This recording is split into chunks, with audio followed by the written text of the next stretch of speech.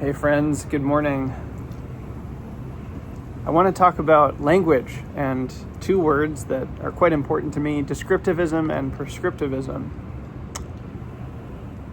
I can't remember how I first bumped into these words, but they've been very clarifying for me to learn about and to reflect on at different points in my own relationship with language and reading and especially writing. I think early on in my life, I was more of a prescriptivist, and a prescriptivist believes that there are correct ways to use language, that there's a right way to use language, that you should follow the rules that everyone else uses, that words mean specific things, that grammar and punctuation and all of these things should be used in specific ways. And it used to bother me if someone would use a word incorrectly or change some kind of pattern or have different punctuation than I did, and I would get upset about it. I would get angry about it. No, you're doing it wrong. Earlier in my life, I was a very black and white thinking person. That tendency runs deep in my mind, like many of us. And there was a right way to do things and a wrong way to do things, and that showed up in words and language as well. I think that stuck around for quite a while, probably even through my time at St. John's. And then I don't really know how that shifted, but it just stopped seeming right to me. Maybe it was from using Twitter. I suspect it was probably from using Twitter extensively. I had Twitter since 2007, but it sort of took off in earnest for me in 2017, 2018, which was 4 or 5 years after I graduated St. John's. And I started seeing people playing with words, seeing people play with language, with expression. And I liked that. I liked seeing people play with words. And I remember I had a tutor at St. John's that really disliked slang. She said, these are like TV words. And she was trying to shame other people into not using those words.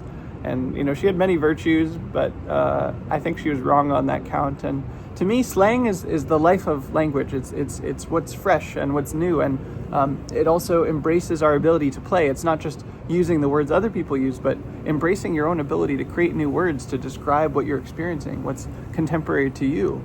And that's a beautiful thing. Everything is always changing, and words and language change too. And it doesn't have to be a process that we're subject to, that just happens to us, that happens around us, but we can actually participate in. Every word we use is a vote. Every word we use is a vote that says, I want to use words and language this way. It's a bid that says you can use words and language the way I'm using it, right? Other people may not vote with you. They may not take your bid, but you have power. This is a form of power that you constantly have. We're all constantly speaking. Many of us are constantly writing.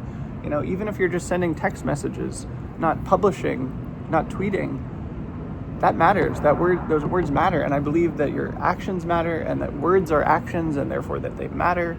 And so you can choose how you want to use language. You can choose how you want to use language. You can vote with your time and your energy and the way you use words. I will use these words. I will not use these words. I want to create these words. I want to create these ways of playing with words. And so these days I'm very playful with words and language. I write in lowercase a lot of the time. I use you, which comes from my friend Zencephalon.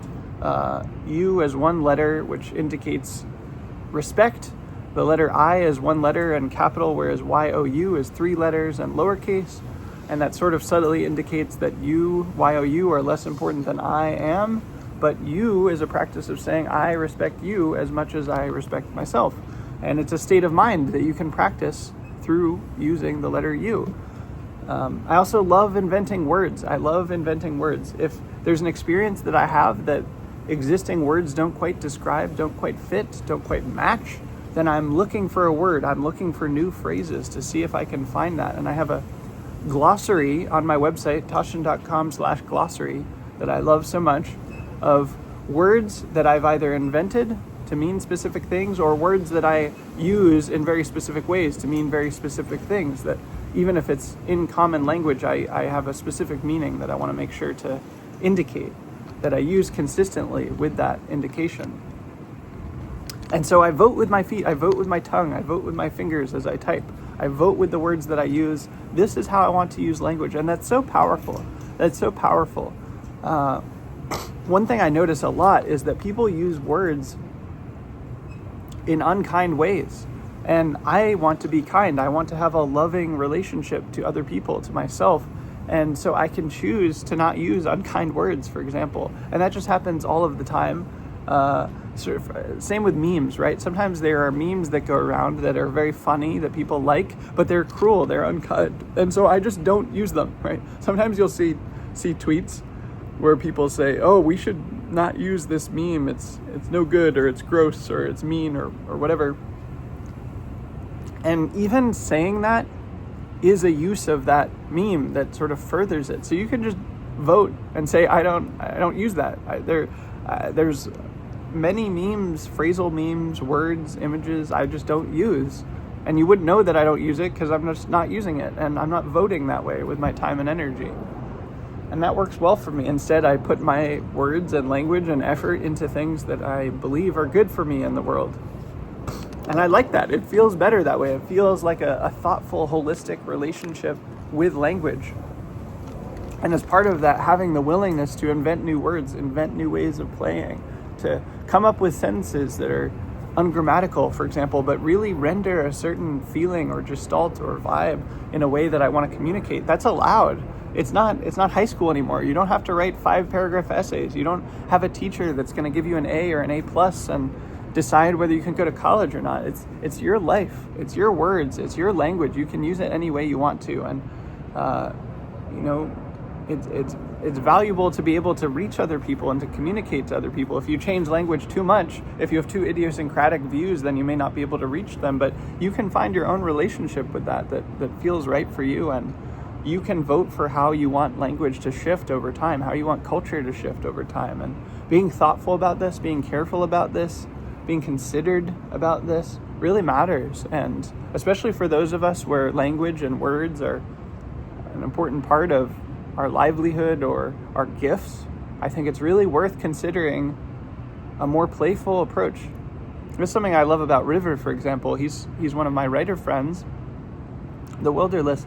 He's adopted a whole set of punctuation that he uses idiosyncratically the way he means it to. And so, 3 semicolons mean something to him. I haven't quite figured them out, but there's a feeling to it. You can feel, oh yes, that's River doing his thing. And it sort of transmits where he's coming from, even if you don't fully conceptually understand it quite yet. It's consistent in his usage. He knows what he means and he uses it in a certain way.